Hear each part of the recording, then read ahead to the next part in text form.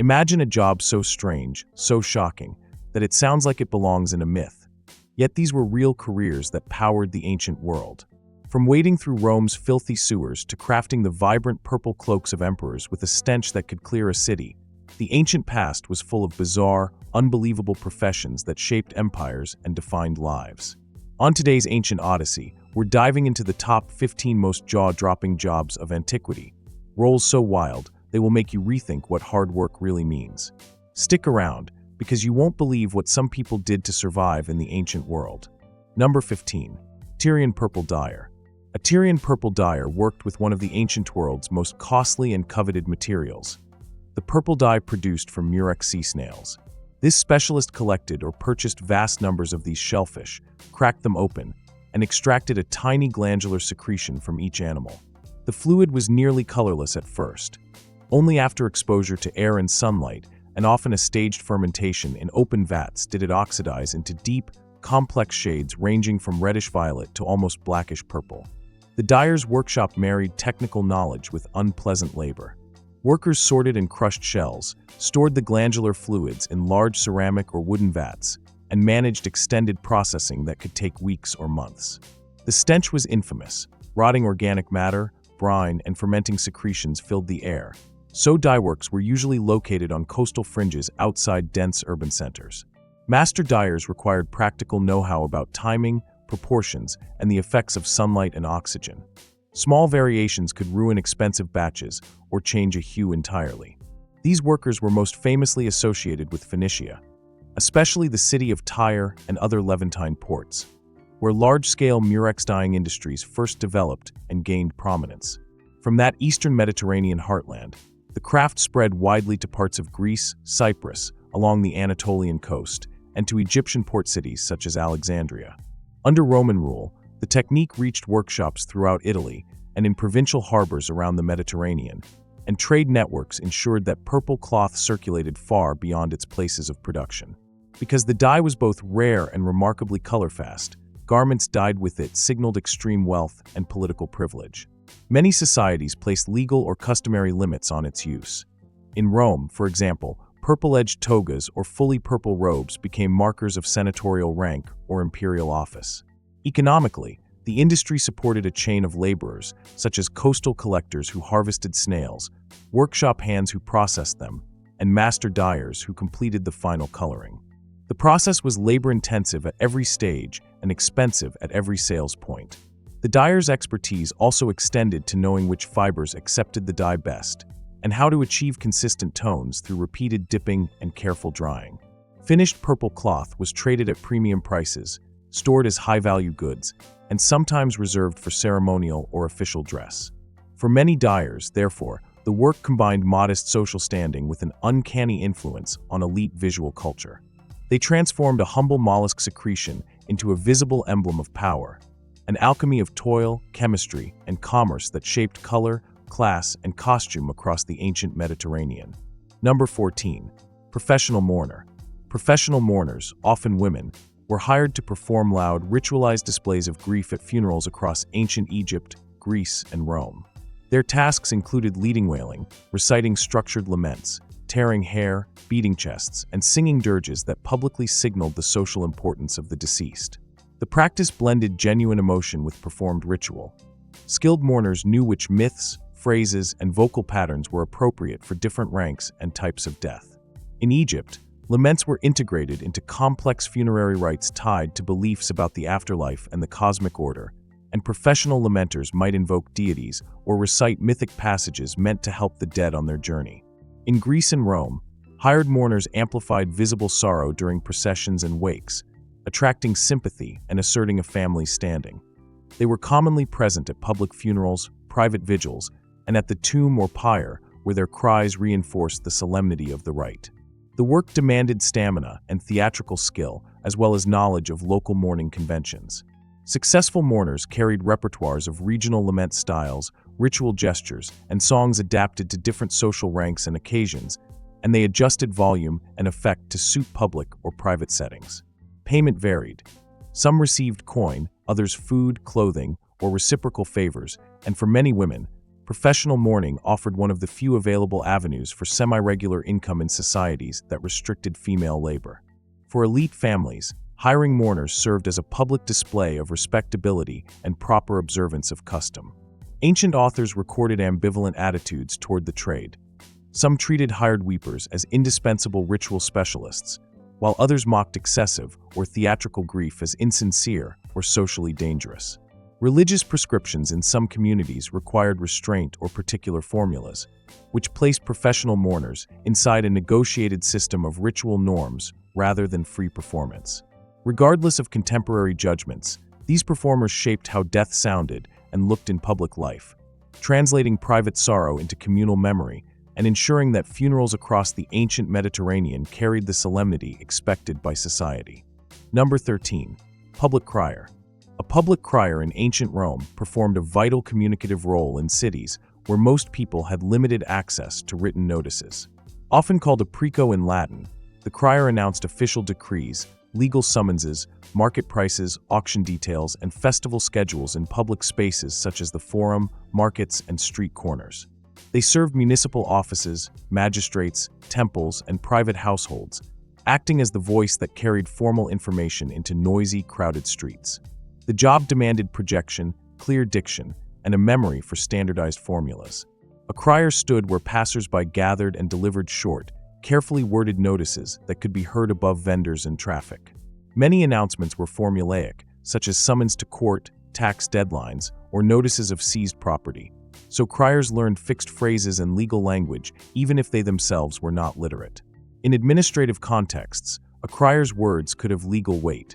Making a public proclamation was often the formal way that notices and summonses were rendered public and enforceable. Practical duties also included advertising commercial events, especially auctions. During sales, the crier called lots, announced descriptions, and encouraged bids, combining informational clarity with persuasive performance. At public entertainments and religious festivals, criers helped marshal crowds, announced program sequences, and relayed names and honors. They sometimes functioned as town criers for lost persons, changes of schedule, or urgent notices such as fires and public works, making them an important link in urban safety and coordination. Status and pay varied widely. Some criers were municipal employees or members of civic collegia who received modest stipends. Others worked freelance for merchants, auctioneers, or wealthy patrons and were paid per announcement. For many freedmen and lower-status citizens, the role offered a reliable means of income and a regular public presence. Social respect for the trade was pragmatic rather than high. Criers were indispensable to urban communication, but rarely celebrated in elite literature. In Rome's complex public life, the crier acted as an indispensable intermediary between authorities and the populace. Their voice converted bureaucratic decisions and commercial opportunities into audible, actionable information, shaping how citizens learned about laws, markets, and communal rituals in a world where written notices often didn't reach everyone. Number 12. Litter bearer. Litter bearers in ancient Rome were the human engines of private mobility and public display. Teams of men who carried portable couches or chairs, known as litters, that transported wealthy Romans, magistrates, sick people, and sometimes sacred images through crowded, dusty streets. The job demanded physical strength, endurance, and coordination. Litters were often carried by 2 to 8 bearers, depending on size and status. Smaller sedan-style litters for a single rider could be borne by 2, while larger, more elaborate lectici, or luxury litters, required teams of 4 or more who had to step in unison to keep the passenger level and comfortable. Most litter bearers were slaves or hired laborers. For elite households, employing litter bearers signaled social standing. Arriving by litter was a visible statement of rank. Women, older men, or infirm people were frequent passengers, and magistrates and priests used litters during processions, legal business, and ceremonial occasions. In practical terms, the bearer's work began before the journey, with tasks such as assembling the litter, padding, and securing coverings, and ended long after, with cleaning, storage, and maintenance of poles and mounts. The job involved hazards. Roman streets could be narrow, uneven, and congested. Bearers had to navigate crowds, avoid obstacles, and keep balance on slopes or steps. They also faced weather exposure, long shifts, and the physical toll of carrying heavy loads day after day. Coordination was essential. Bearers developed pacing and calls to synchronize lifting and set-downs, and experienced teams could move swiftly and smoothly even through dense markets. Theft and assault were real risks for high-status passengers, so some litter bearers worked with attendants or guards. Beyond utility, litters were instruments of theatrical display. Drapery, cushions, and decorative poles announced the rider's wealth, while the presence of a team of bearers contributed to the spectacle of power. For many Roman households, the role offered stable, if strenuous, employment for lower-status men. For some slaves, it provided a degree of visibility and routine that differed from more anonymous labor.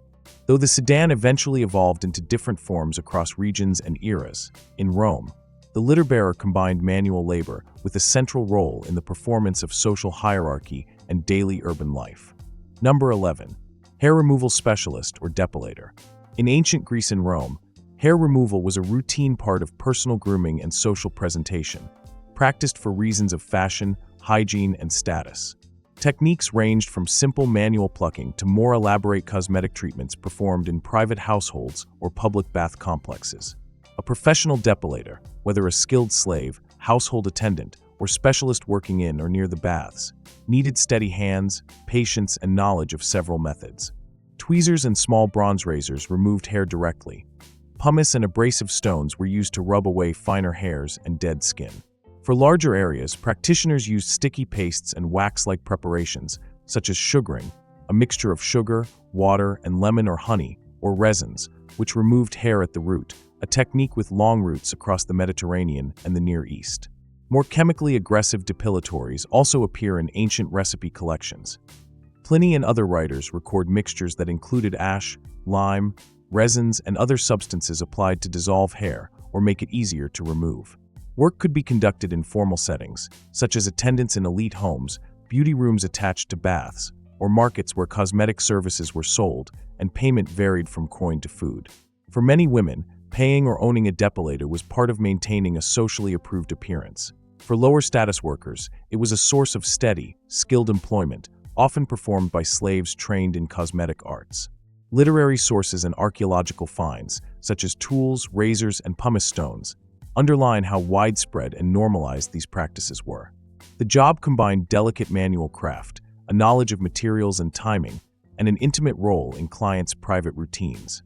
Though methods could be uncomfortable or hazardous, ancient depilators shaped the look and etiquette of beauty in classical society, turning everyday grooming into a practiced, sometimes lucrative, specialized service. Number 10. Hairdresser or ornatrix. In ancient Rome, the ornatrix was a skilled hairdresser and wig maker, often a slave or freed woman, whose services were highly sought after by wealthy Roman women. Personal appearance played a crucial role in Roman society, especially among the elite, where elaborate hairstyles and fashionable wigs were symbols of status, refinement, and wealth. The ornatrix was responsible for creating these intricate styles, which could range from simple braids to towering, jewel-studded hairstyles that required hours of work. Working in the private quarters of her mistress, the ornatrix performed a variety of grooming tasks. She would wash, comb, curl, and pin the hair, often using heated metal tongs or curling irons, beeswax, and perfumes to achieve the desired look. For styles requiring additional volume or complexity, wigs and hairpieces were crafted from human hair, sometimes imported from as far as India or Germania, or even from dyed animal hair. These wigs allowed Roman women to change their appearance at will and follow the latest fashion trends, many of which were inspired by the hairstyles of the imperial family. The role of the ornatrix extended beyond hair. She was also expected to assist with cosmetics, skin care, and jewelry arrangement, ensuring her mistress looked flawless before public appearances or social gatherings. The job demanded not only technical skill but also creativity, as hairstyles often reflected a woman's social standing, age, and occasion, whether it be a wedding, banquet, or religious ceremony. Despite often being enslaved, a talented ornatrix could become highly valued and trusted, sometimes even earning her freedom. Some gained reputations that extended beyond their household, being loaned out or hired for special occasions. In the competitive world of Roman high society, where appearance could influence marriages, alliances, and social power, the ornatrix played a subtle but significant role. She was both artist and servant, crafting the visual image that helped her mistress maintain her place in Rome's intricate social hierarchy. Number 9. Water and sewer worker. Water and sewer workers in ancient Rome were essential to maintaining the city's vast network of aqueducts, fountains, public baths, and sewers. Their labor ensured that clean water flowed to homes and public spaces, while waste and stormwater were carried away through channels like the Cloaca Maxima, one of the oldest and largest sewers in the world. Without their efforts, Rome's dense population would have faced constant shortages, foul streets, and outbreaks of disease. These workers included aquarii, who oversaw water distribution, repaired aqueduct channels, and cleared blockages, and cloacarii, who descended into the city's dark, narrow sewer tunnels to remove silt, debris, and waste. Working in cramped, damp, and often dangerous conditions, cloacarii risked exposure to noxious fumes, sudden floods, and collapsing masonry. Tasks could involve scraping sludge from walls, patching leaks, and dislodging obstructions to restore flow. Aquarii, by contrast, might labor in open-air conduits or at distribution tanks, monitoring levels and ensuring water reached its intended destinations without excessive loss to leaks or illegal tapping. Many of these jobs were physically demanding and unpleasant, often assigned to slaves, convicts, or the poorest free citizens. Yet their work was indispensable to public health, sanitation, and the functioning of urban life. In some cases, skilled overseers or foremen supervised gangs of laborers and reported to Rome's water commissioners, known as curators aquarum, or to aediles, responsible for city maintenance. Maintenance schedules were critical. The buildup of waste or sediment could quickly disrupt the delicate balance of Rome's water system. While rarely celebrated in literature, these workers were the hidden force behind one of Rome's proudest achievements: its ability to supply abundant fresh water and maintain cleaner streets than many pre-modern cities. Their unheralded labor kept the lifeblood of the capital moving, ensuring that aqueduct arches continued to deliver clear streams and that the underworld of stone and brick beneath the city carried away the refuse of a million lives. Number 8. Sewer scavenger. Sewer scavengers in ancient Rome, sometimes nicknamed sewer fishers, worked in one of the city's most unpleasant yet potentially profitable environments, the vast underground drainage system, including the Cloaca Maxima. Their job was to retrieve valuable objects that had been lost, discarded, or washed into the sewers. Coins, jewelry, utensils, and other small items often slipped through drains from bathhouses, fountains, markets, or private homes. For the scavenger, each descent into the dark channels offered the possibility of finding something worth selling. Equipped with long poles, hooks, or nets, these workers navigated through narrow, slippery tunnels, wading or crouching in wastewater while feeling along the floor and sides for metal or other solid objects.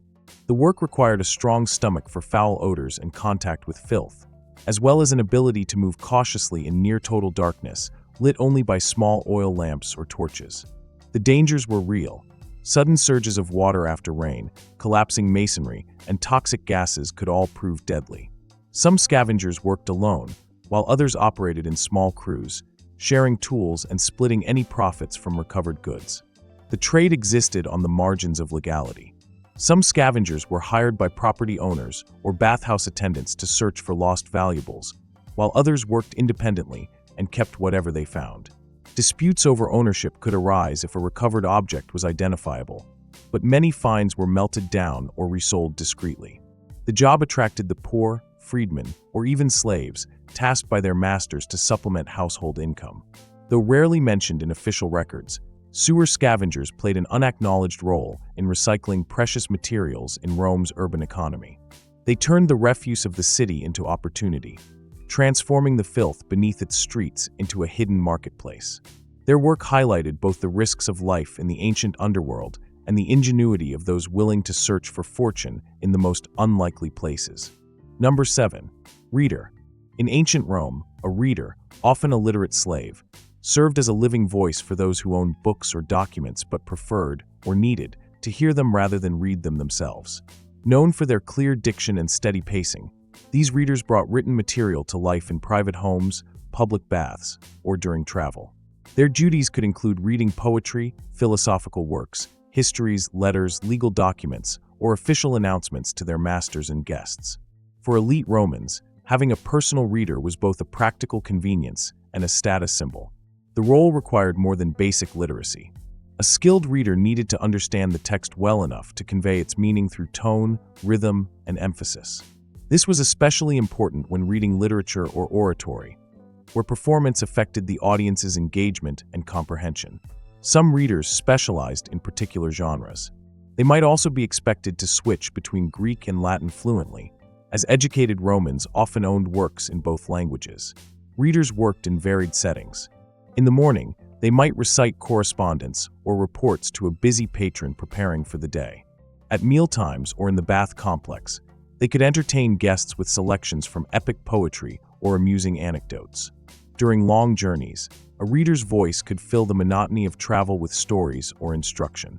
Their work was personal, requiring long hours in close proximity to their master, and sometimes demanded repetition or clarification of passages. While most readers were slaves or freedmen, some gained a measure of prestige within a household for their skill, and a few became trusted confidants. Yet their status ultimately depended on their master's favor.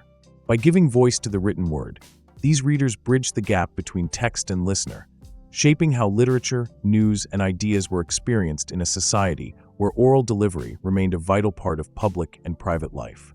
Number 6. Fuller. In ancient Greece and Rome, the fuller played a crucial role in the textile industry, ensuring that woolen garments and fabrics were properly cleaned, thickened, and finished for use. Wool was the most common fabric in both cultures, but raw woolen cloth was greasy, stiff, and far from the soft, well-shaped material people wanted to wear. The fuller's job was to transform this rough fabric into a clean, durable, and attractive product through a process known as fulling. The work began with cleaning the cloth to remove natural lanolin, dirt, and oils left from weaving. This was achieved using an alkaline solution, often made from clay, soda, or, most notably, human urine, which contained ammonia and acted as an effective natural detergent. In Rome, public urinals, called phalonici, were set up in cities specifically to collect urine for this purpose, and it was even taxed under Emperor Vespasian. Once the cloth was soaked in the solution, fullers would tread on it with their bare feet or use wooden paddles to agitate and press the fabric, helping the fibers bind together. After cleaning, the cloth was rinsed thoroughly, sometimes in running water from aqueduct-fed basins. It was then brushed, stretched, and sometimes treated with chalk or fuller's earth to whiten and soften it. Fullers also played a part in shaping and resizing garments, making them fit better and look more refined. In some cases, they even handled dyeing or re-dyeing fabrics, giving clothes new life and color. Fullers worked in dedicated workshops that often had large basins, pressing frames, and drying racks. These phalonici were an essential part of city life, providing services to everyone from common citizens to wealthy elites. However, the work was physically demanding, involving hours of stomping and exposure to strong smells and chemicals.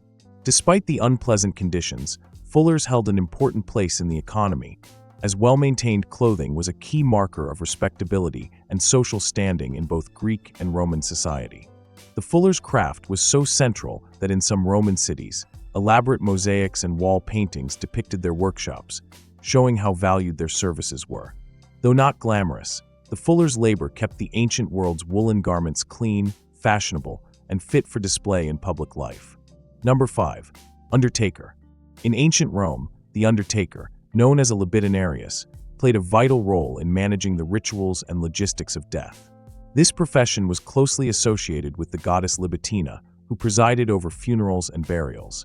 Undertakers were responsible for organizing the entire funeral process, from the preparation of the body to the burial or cremation, and they operated within a society that took funeral customs seriously as both a religious duty and a mark of social status. When a person died, the family would hire an undertaker to oversee the necessary rites. The undertaker arranged for the body to be washed, anointed with oils, and dressed, often in fine garments if the deceased was wealthy. They also coordinated with hired mourners, musicians, and sometimes actors who would recite praises of the deceased.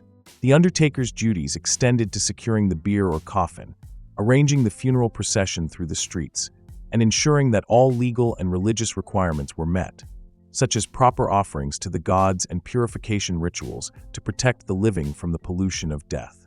Undertakers also worked with specialized craftsmen, such as stonecutters for tomb inscriptions or potters for urns.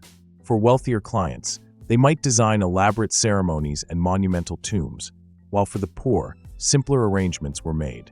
Despite the essential nature of their work, Undertakers were often regarded with a mix of respect and superstition, as they dealt daily with the dead and were thought to be in constant contact with the spiritual realm.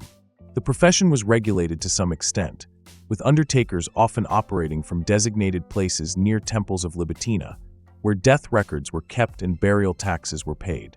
In a city as large and densely populated as Rome, their services were in constant demand.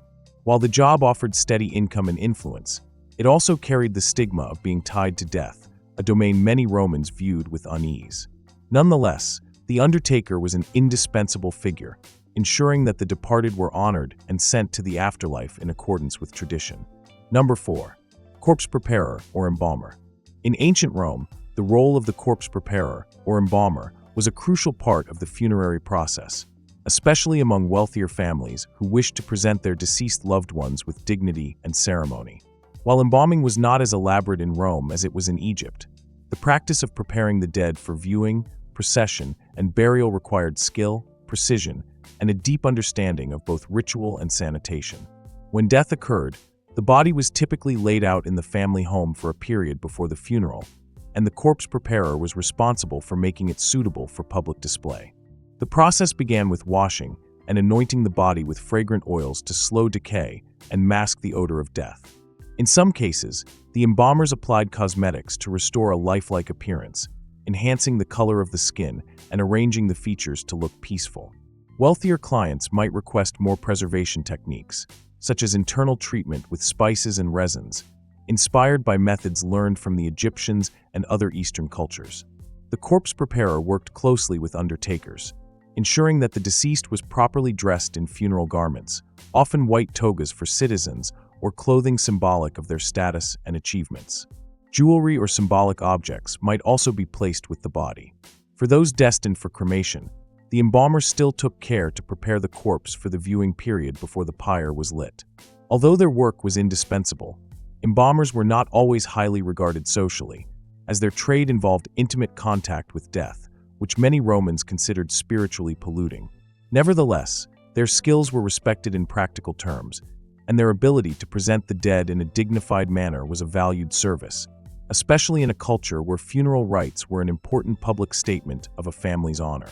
In the bustling cities of the Roman world, the corpse preparer's work ensured that even in death, an individual could make a final, carefully staged appearance before being laid to rest. Number 3.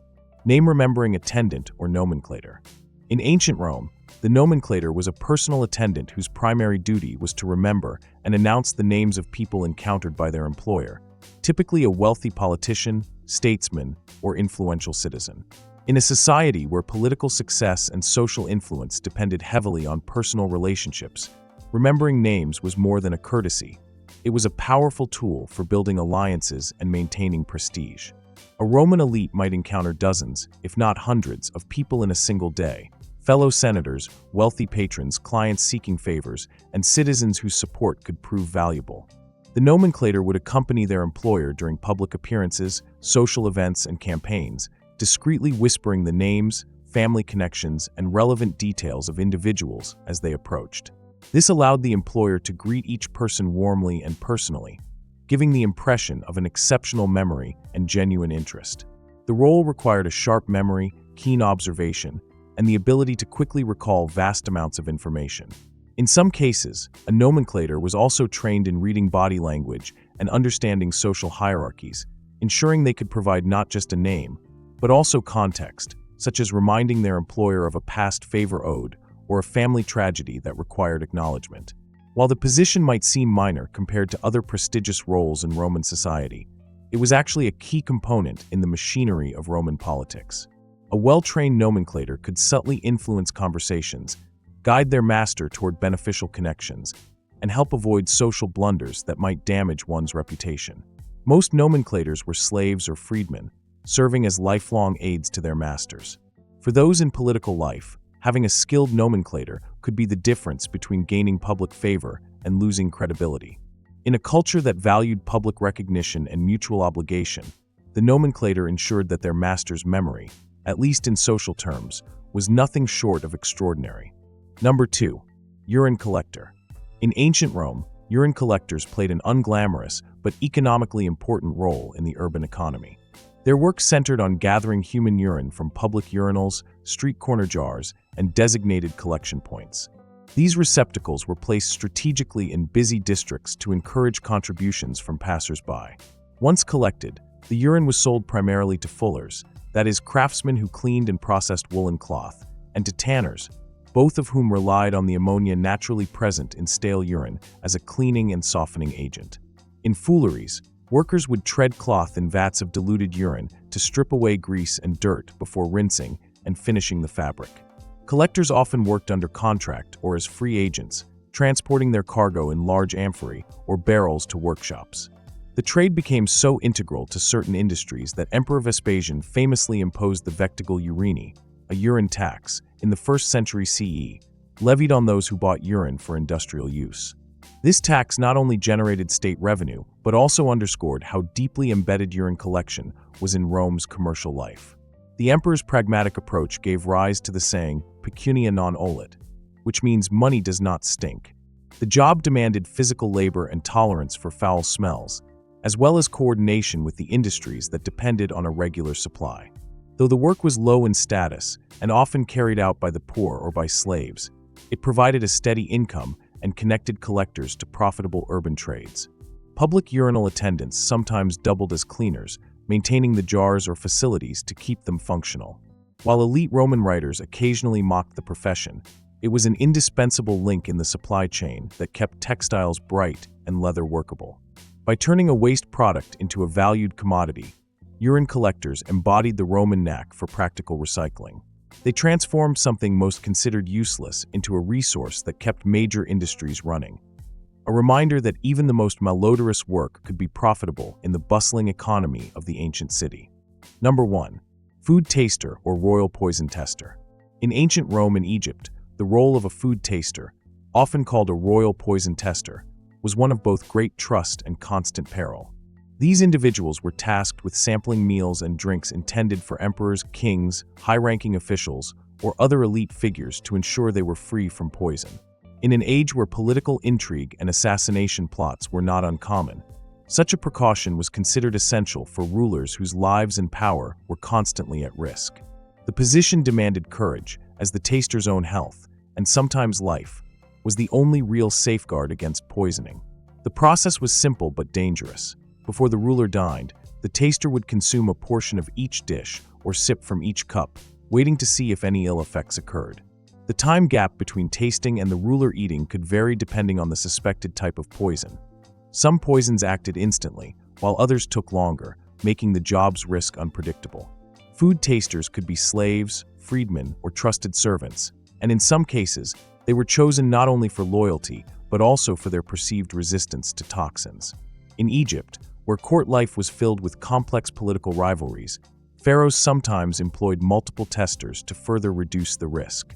In Rome, certain emperors, notably those who feared betrayal from within their own court, kept a personal staff of poison testers who accompanied them everywhere, even during travel. While the work was dangerous, being close to the ruler could bring privilege and influence. A valued taster might enjoy fine living conditions, high-quality food, and the ruler's protection. However, the shadow of sudden death was never far away, and a single miscalculation or undetected poison could end the taster's life instantly. Despite its hazards, the job persisted for centuries, a testament to the constant fear of assassination in the ancient world and the lengths to which rulers would go to secure their survival. And that concludes our journey to unravel the most unbelievable jobs in the ancient world. From the stench-filled vats of Tyrian purple dyers to the nerve-wracking duties of royal poison testers, the ancient world was built on the backs of people with jobs so bizarre, they sound like fiction. These unsung workers didn't just survive, they shaped the culture, economy, and spectacle of their time. Which of these strange jobs shocked you the most? Let us know in the comments below. If you loved uncovering these hidden corners of history, hit that like button, subscribe to Ancient Odyssey for more epic dives into the past, and tap the bell icon so you never miss a video. Share your thoughts. What other wild ancient jobs should we explore next? Until then, keep wandering through history with us.